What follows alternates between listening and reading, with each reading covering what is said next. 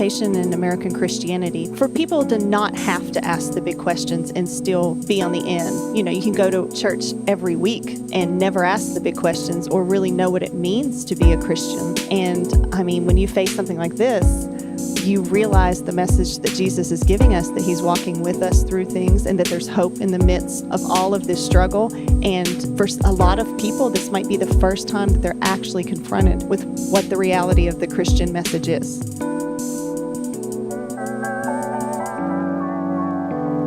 The Ferment. You're listening to the Ferment podcast, conversations about worship and transformation. Today, we have another edition in our conversation series with Adam and Heather Russell, taking a look at the personal and leadership issues brought up by COVID-19.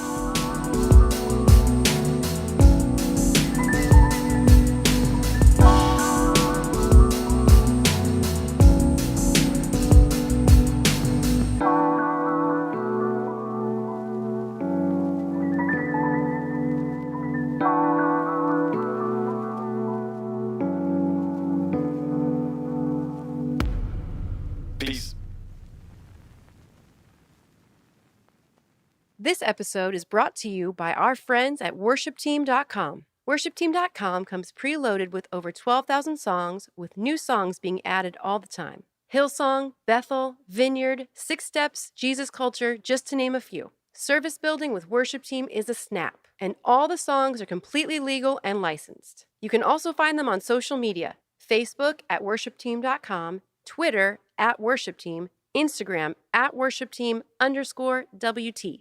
Visit them at worshipteam.com for a free trial today. Complete worship planning with thousands of songs, easy interface, mobile apps, and legal rights for your church.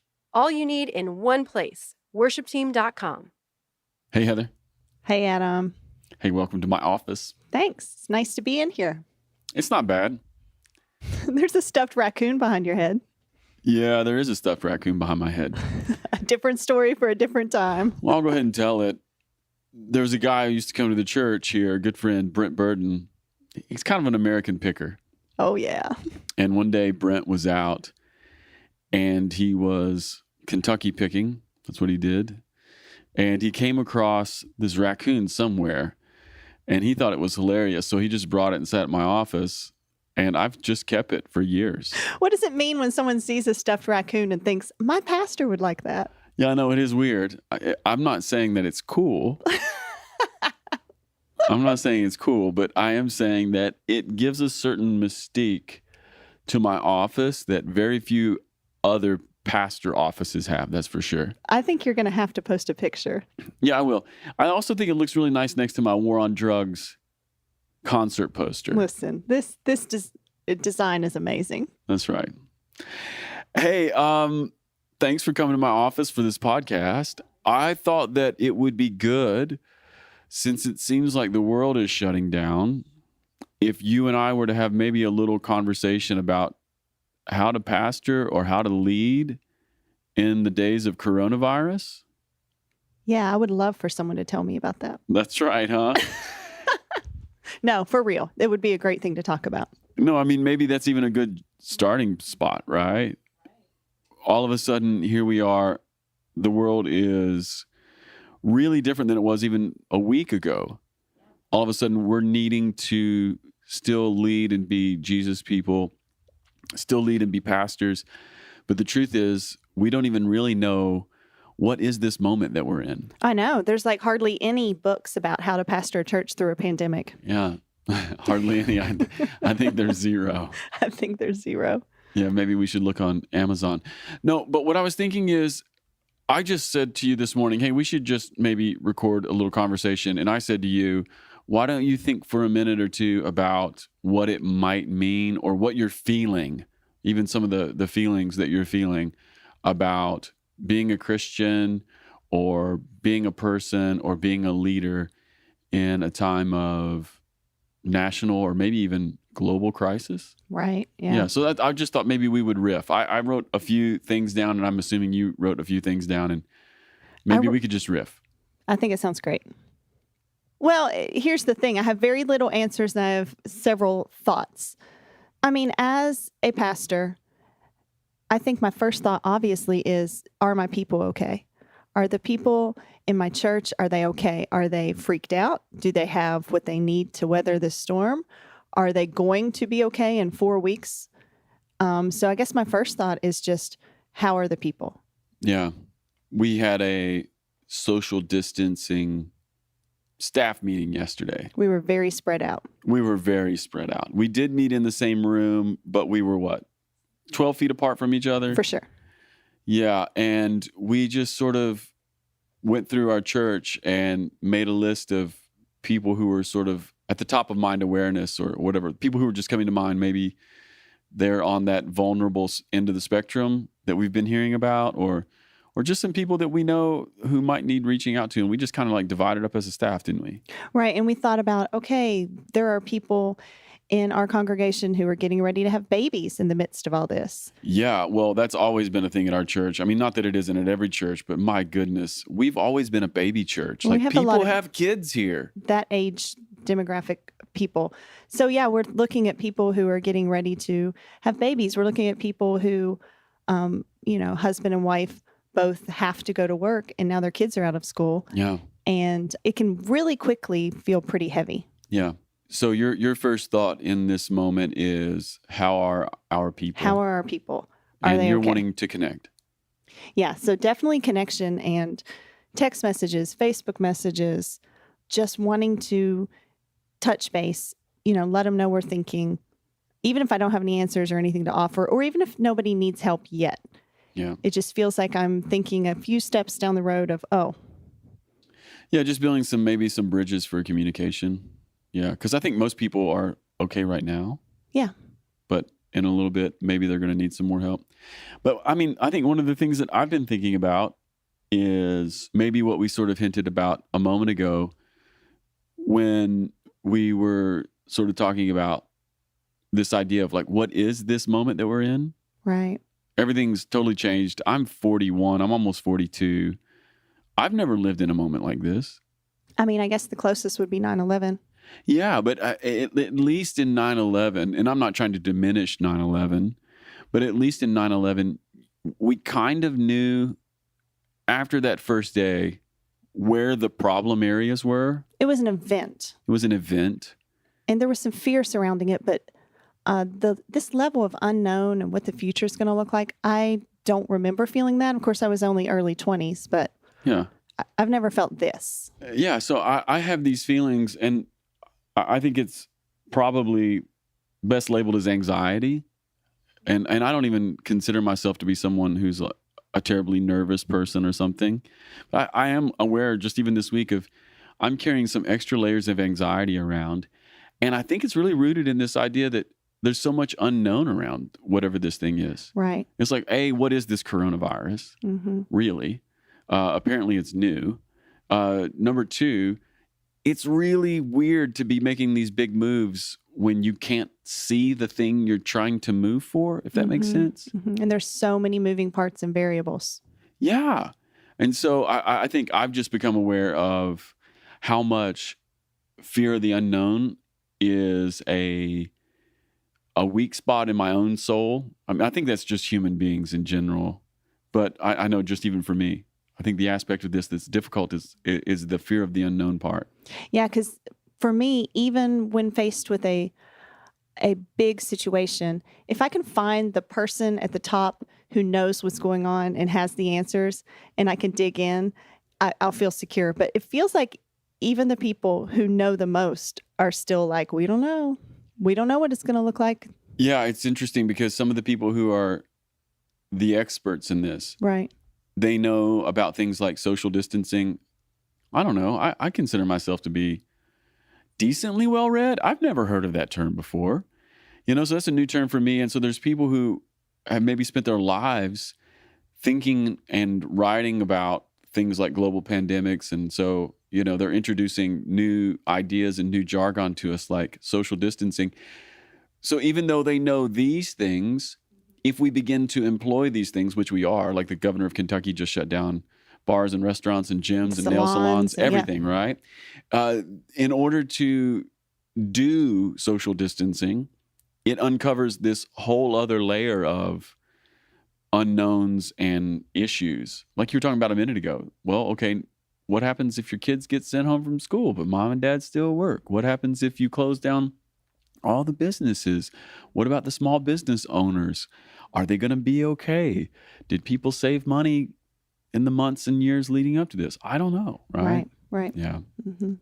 So I think that's, for me, one of the things that sort of surfaced this week is just fear of the unknown. And I think I just want to say to pastors who are probably feeling the same, or maybe you're a worship leader, or you're on staff at a church, or maybe you're just, you're just a mom and dad and you go to a church. If you're feeling anxious, join the club. So am I. I think that's part of what we're all dealing with right now. Yeah. We're not going to be ruled by it, but I do think it's good for us to acknowledge it and not to feel like extra shame about it. Mm-hmm. Right. Because who in the world would be ready for this? Right. Absolutely. All right. Do you want to say something else from your list? I guess the other thing that immediately I think of, and we kind of hit on this a little bit earlier, was just trying to think a few steps out. And I think that's kind of what leaders do anyhow. But immediately my mind goes to, okay, a month from now, what are things going to look like? 6 weeks from now, what are they going to look like? Okay, what does this mean for our community at the end of the summer? Like if projections go well and, by June, July, August, we're kind of starting to transition back to normal life, what is that going to look like for a church community that's been in crisis mode for so many months? Yeah. Yeah, I do think you're right there. There's something about leadership that is requiring you to think about now, Mm-hmm. but there's something about good leadership that's also looking ahead.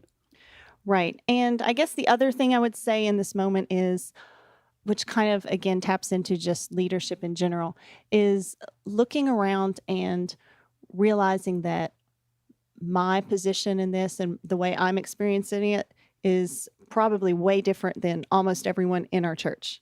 Mm-hmm. So trying not to make my experience everyone else's experience, and kind of taking stock of where everyone is at. Yeah. If that makes sense. Sure. Yeah. I mean, I think that's one aspect of maturity, is waking up to the fact that not everybody experiences life the way I do.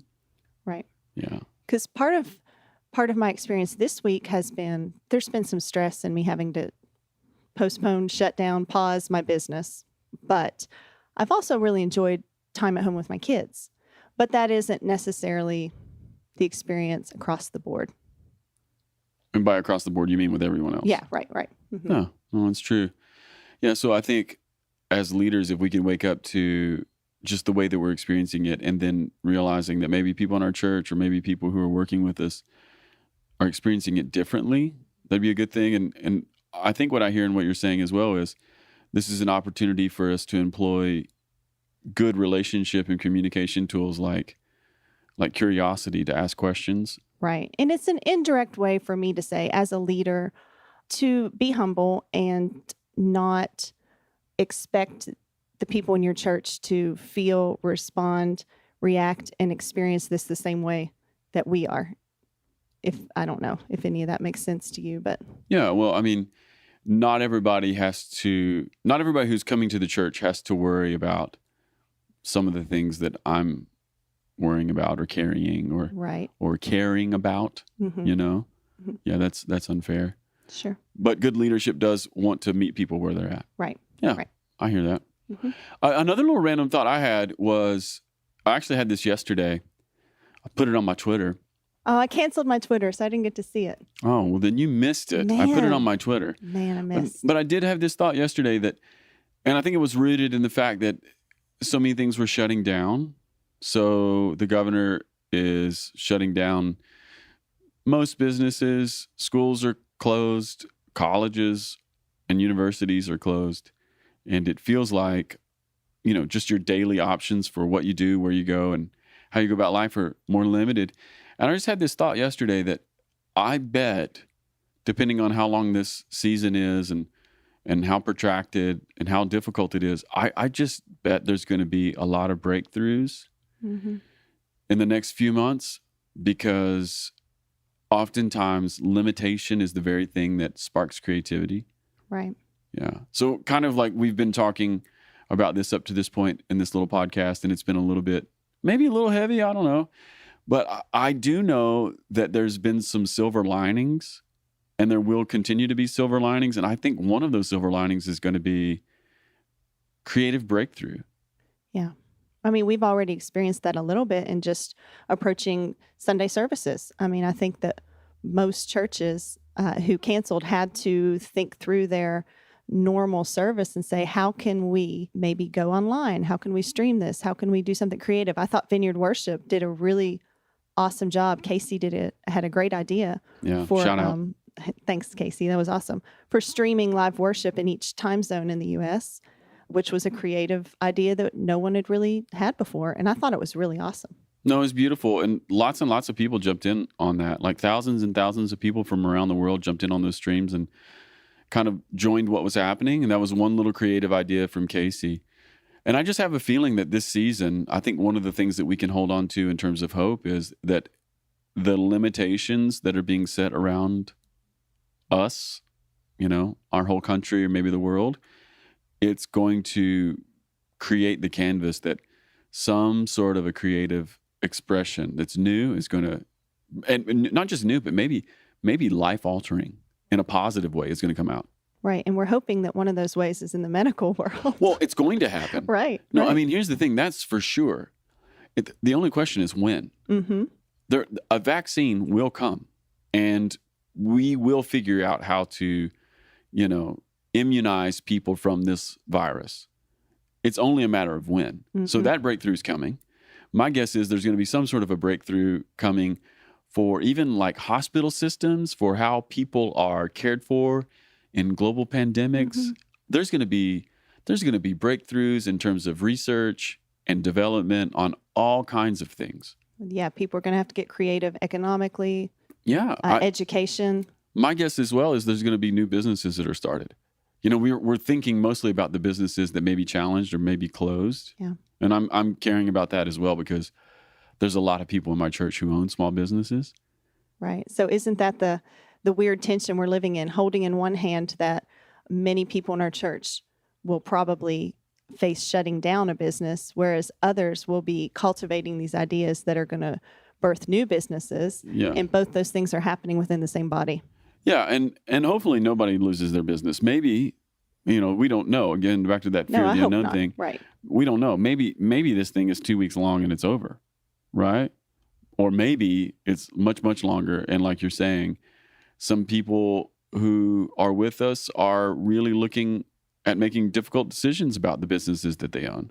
But even inside of that, we know because innovation always springs out of challenge and limitation, something will come out. Yeah. So in the medical field, in the business part, and then I also think just in terms of songs and creativity, because I am a worship leader and a songwriter at heart, I'll guarantee you there's going to be songs that change the world that come out of this season. Absolutely. It'll happen. Absolutely. Yeah. You want to add anything else to that? No, I think that's great. Okay. All right. You want to go back to your list? What you got? Oh, well, let's talk about this for a minute. What is it? I mean, times like these that are terribly painful and straining and stressful are great containers to carry the message of the kingdom. Yeah. Why don't you riff on that for a minute? I thought maybe you could do that. No, I'm just kidding.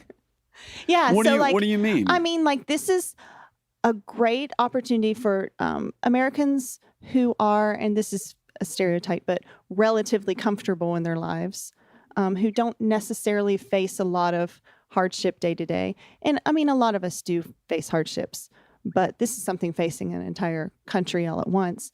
But it is an opportunity for us to encounter the Lord in the way that he walks through pain with us corporately. Yeah. Mm-hmm. Well, one of the things that I had on my list, and maybe it's just a good time to sort of bring it up because I think it dovetails into what you're saying right now, is this is a moment for us to not just talk about our vineyard theology of the now and the not yet, but to experience it, but then to walk through it, right? Right. Yeah. And to fully embrace that tension. I guess one way of thinking about this is one of the things that's popped up in the last couple of weeks is we really don't have that much control over life.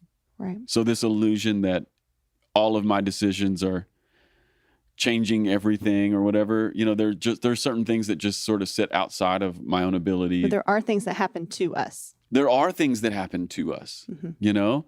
And if I've made really good decisions with my life, or if I've made terrible decisions with my life, there are some containers, to use your word, that are just bigger, that sort of encompass all of us. And apparently COVID is one of those containers because it doesn't seem to discriminate wealth or gender or where you live. Like this is No, I mean, yeah, apparently COVID doesn't care if you're a Christian or if you're not. Or an NBA player or a factory worker. Right. It doesn't care if you're Chinese or if you're American. It doesn't care if you're Italian or if you're from Mexico. It seems to be this much bigger thing, which anytime we face those sort of things, I think it always puts us back into thinking about the biggest questions of life, which is sort of what you're talking about, right? Right. Yeah. And it for all the challenge that's here, I think one of the silver linings, to use that phrase again, is it is an opportunity for us to live out being kingdom people, right in the tension of the now and the not yet. And there is a temptation in American Christianity for people to not have to ask the big questions and still be on the in. You know, you can go to church every week and never ask the big questions or really know what it means to be a Christian. And I mean, when you face something like this, you realize the message that Jesus is giving us, that he's walking with us through things and that there's hope in the midst of all of this struggle. And for a lot of people, this might be the first time that they're actually confronted with what the reality of the Christian message is. Yeah, and when you put it like that, I feel the challenge as a pastor to really to be a leader who is trying to embody that myself. Yeah. Not just be somebody who can say that or who has a theology of God's kingdom breaking in, but to be someone who's actually leading that way, you know, and having some kingdom eyes that are looking for breakthrough. Yeah.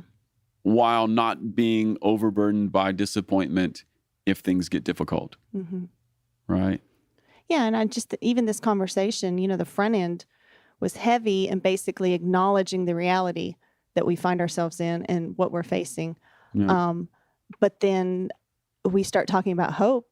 And I mean, I feel hope rise in my own heart when we start talking about breakthroughs and new creations and all of that sort of things. And I mean, that's the message that we can be living out. Yeah, I think so. I mean, that sort of embodies it perfectly, right? Yeah. I mean, this conversation is not even 20 minutes old, and we've already hit on those two ideas that are fairly opposite, but as Christians, we hold them together. Yeah, and I think that is, as pastors, super important to hold them both and to not be people who can't say the heavy things, but also not be people who can't bring hope. Yeah. Well, you were talking a moment ago about just the story of Jesus or the life of Jesus. And that is the story and life of Jesus. Right. You know, Jesus is born, lives most of his life in obscurity. Then he begins to do ministry where for several years he kicks butt and takes names. He just wins and wins and wins. Hashtag winning. Hashtag winning. Hashtag blessed. Where he wins and wins and wins. And then at the end of his ministry, certain people are wanting to make him king. His disciples are starting to think, oh, is this when you're going to, you know, kick the Romans out and bring the kingdom of heaven? And the end is Jesus gets hung on a cross, naked in front of his mother, crucified between two thieves. And most people who walked around or who walked past him that Friday would have looked at him and thought, oh, there's another criminal. Yeah. Right? Instead, he's the Son of God. And so, yes, 2 days later, he does get raised by the Father, which is like, okay, that's our hope. But part of the Christian hope story contains this really confusing, dark, and difficult moment. Yeah. And it is super interesting that, I mean, Easter's around the corner.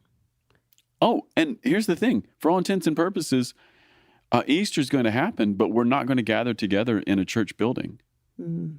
Is there anything more now and not yet? Is there anything more radical middle tension of the kingdom of heaven than that? Right. Like the hope of our Christian faith resurrection morning, but we're going to be gathering in some really, really different way. Right. Yeah. Mm-hmm. Well, yeah, It's I pretty agree. profound. So this is a moment to really embody the kingdom story, Yeah. right? To exist in difficult moments, but not lose hope. Right. To live and walk through moments of trial, but with expectation. Mm-hmm. And knowing that God is actually with us. Yeah.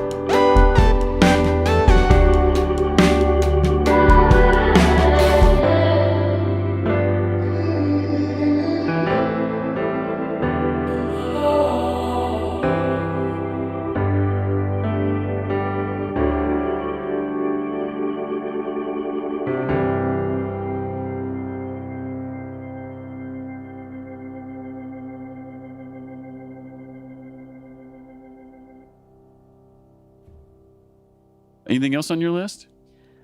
Yeah, I have a little one. Yeah, what is it? Literally a little one. The kids. We What is it? actually talked about this a little bit today, and Adam posted a scripture on Facebook, but just that, like, the children in our churches, like, even if they don't know everything that's going on, man, they're feeling it. And Oh, yeah. they're part of us too. It's not just the adults that we need to be thinking about and checking in on and pastoring, but it's those little kids too. Well, what we were actually talking about specifically was it's been like halfway decent weather here lately. Yeah. I mean, it's been a little rainy, but it's been warm. And our youngest son, Rowan, is normally an outside kid. And we live on a farm. It's beautiful. Yeah, he loves to climb on stuff and run and play with the dog. And yeah, But he hasn't been wanting to go outside. it was almost like punishment. Yeah, he's been either right at your hip or right by my side Hmm. every moment of the day, right? Like climbing on our heads. And- climbing on our heads, talking 5 million miles an hour. But it occurred to me this morning, Yeah. I think he's intuiting that something is up and he's just wanting to stay really close to us. Yeah. He's 6, by the way. And so I do think that people in your church are probably pretty good about checking on the elderly or maybe your friends, but I think it's important to check on the hearts of our kids too. Yeah, you're right. They're experiencing it. And they may not even know what's going on. They may not even be able to tell you what's happening. Right. But the emotional bandwidth that Mhm. they're living in Mhm. is having some sort of an effect on them. Yeah. So just being aware of that. I don't even know the answer there. I have no answer. Just being aware is, I think, it's good. Yeah. That way, maybe we get less mad at our kids. Well, we're going to be inside with them for a while, so let's hope. Yeah, that's right. All right, I have another one. I tried to figure out a category to put this in. Okay. But I don't have one. So if you get some language for it, that's great. I mean, we're going to be home a lot probably, and we're going to be maybe a bit more challenged. Some of us are going to experience maybe more anxiety. And I know sometimes when I'm experiencing anxiety or when I'm experiencing challenge, sometimes I want to retreat. You know what I mean? And I don't even think the idea of retreat is always bad. But I was thinking today, I'm wondering if over the next few months, if lots and lots of Americans retreat, but do so in really unhealthy ways, and then it creates just more issues at home, right? Mm-hmm. What brings this up for me is our associate pastor, Andrew, and I, we were talking yesterday, laughing, kind of like dark humor. We were sort of laughing yesterday with everybody being at home. Are a lot more people going to get divorced? Like, is this going to bring families closer together? Like, are husbands and wives going to love each other more? Or at the end of this, is there going to be a rash of divorces? Are we going to be forced to actually face our communication problems? Yeah. And so I just wondered, so that thought right there, that just like set me on this little thought roller coaster for the last few hours. And it's made me wonder if our approach to an anxious moment isn't going to cause us, if we're not thinking about it, if we don't let the sort of the autopilot of our own heart take us into some areas that would be really, really unhelpful. Right. Yeah. Well, it's probably just along the same lines as dealing with our kids, just a general understanding that we're all operating maybe with a little anxiety, maybe with a little uneasiness, and really having grace to maybe approach subjects of communication or things that are driving us crazy or annoying us or causing fights, like maybe approaching our family members with a little more grace. Well, I think that would definitely be good. Yeah. But I was also thinking too about, some of the things that people do to retreat. And I was thinking of like endless phone scrolling. I know nothing of that. I was also thinking of endless Netflix binge watching, the ways in which sometimes having your anxiety turned up will also open you up to all kinds of addictions, maybe drinking too much, or all of a sudden you rekindle a pornography addiction, just anything to sort of like medicate that or to numb that top layer of anxiety.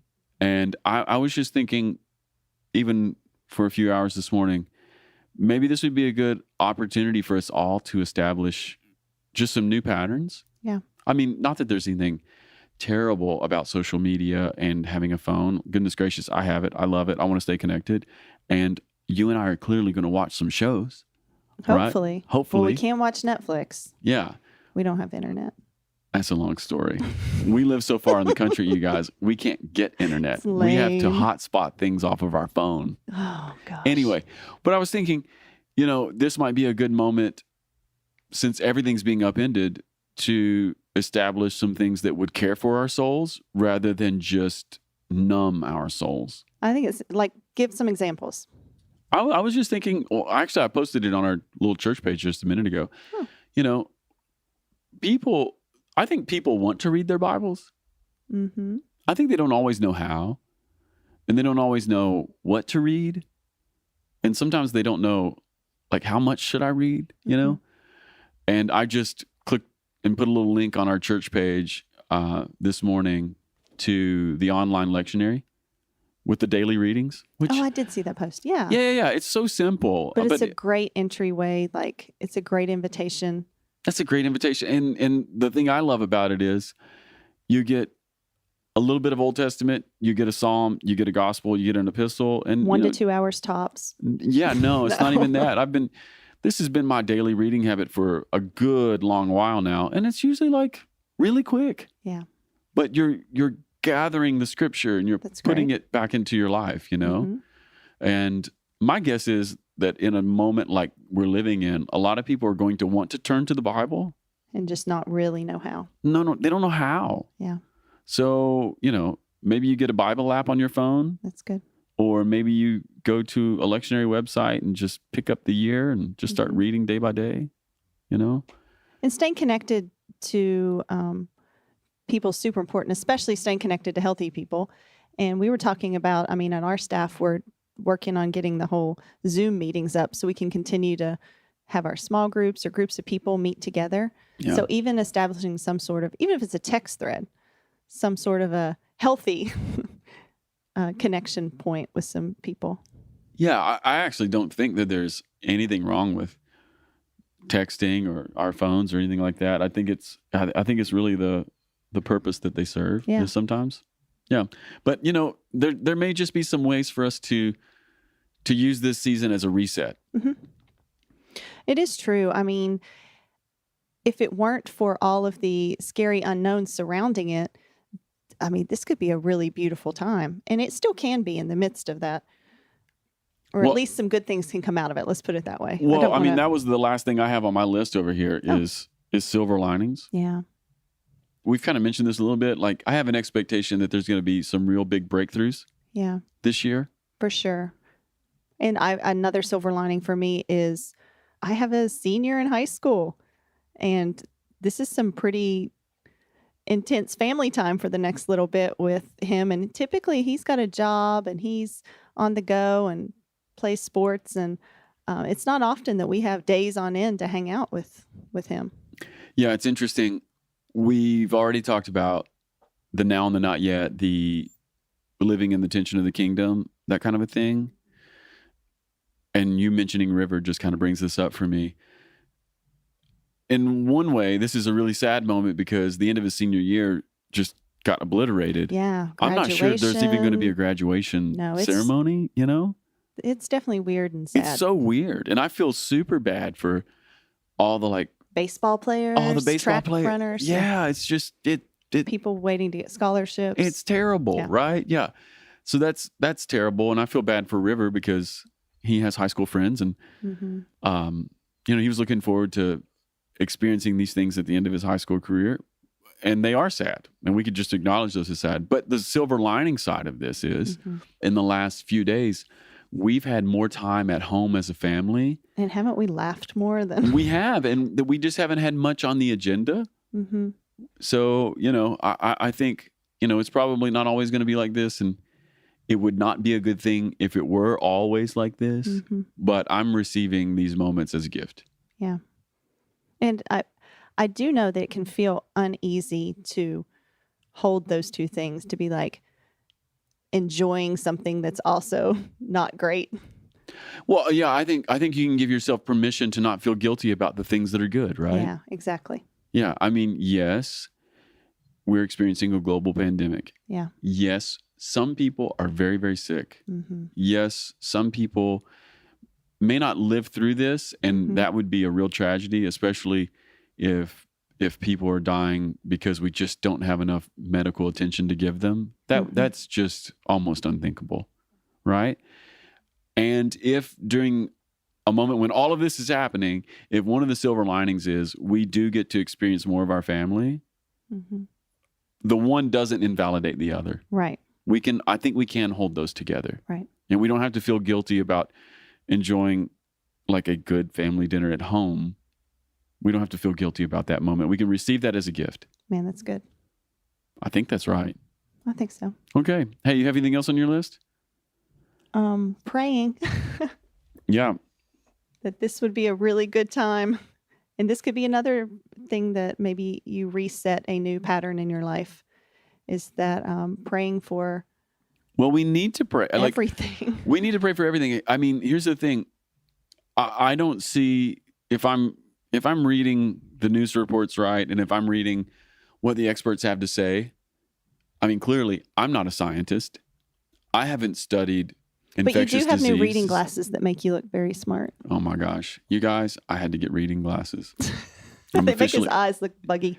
I'm officially old. Yeah. But, Sorry. But Continue. what I was saying is, I'm not an expert in this stuff. I've tried to read the experts, and if what they're saying is true, then we have a real challenge ahead of us as a global people, and for this thing to come to a good end quickly, the only thing I see that we can really do is try to follow the guidelines that some of these guys are putting out. But the main thing we have to do is we have to pray. We have to ask God to intervene. Yeah. We're at a moment where the whole world needs God to be God and to break through. Yeah. Good word. Good word to you. Hey, why don't we do this before we wrap the podcast? Why don't we just pray for everybody who's listening, and everybody who's leading a church, and everybody who's a part of the church, and everybody who's, got kids at home, and, whose lives are being profoundly upset. Why don't Good you go plan. first? Oh, Jesus. Thank you for modeling, walking through life with us. Thank you for the message of the kingdom. And God, I ask right now that you would just begin to open our eyes and open our ears to see and hear the ways that you're moving. And God, we just ask for this coronavirus to come under your authority, Lord, that it would dissipate, that people's lives would be spared, and that people would be healed. God, I ask that you would be comfort to those who are afraid and who are scared and who are anxious. God, would you show yourself in the nursing homes, in the homes of the elderly who are feeling alone and who feel not seen? And God, I ask that you would speak to the medical professionals, to the researchers and the scientists, and that you would bring breakthrough. Yeah. And I ask that you would speak to the economic geniuses and that you would bring breakthrough, and that you would speak to the people who are running our education systems, and that you would bring breakthrough. And God, I just ask that you would be glorified through all of this, with your creativity and your beauty shining through all of these areas. Yeah. And God, we ask that you would touch the pastors and leaders who are making all kinds of choices that they were never imagining that they would have to make. Mm-hmm. God, I ask that you would empower pastors to be really quick on their feet and to have ideas that they've never had before. Mm-hmm. God, I ask that you would keep leaders nimble and flexible. And God, we ask that your gospel would go out like never before. Yes. God, we ask that the kingdom of heaven would be preached and that it would be demonstrated. And God, for those who you have put in your church with gifts of healing, we ask that you would release them to pray for the sick and that they would be made well. Yeah. And God, for those who have gifts to do ministry, God, we ask that you would empower them to do ministry. And God, I ask that you would empower leaders to lead and to think and to really just do things that we haven't seen before. So God, we're asking for creativity to flow and that your gospel would go out into the world. And we pray this in the name of Jesus. Amen. Amen. All right, everybody. Hey, thanks for hanging out with us for a few minutes this week. We hope that this was helpful to you. And I just pray that you are blessed in the ministry that you are doing and in the churches that you are leading. And I just pray that you meet God in this. All right. Peace.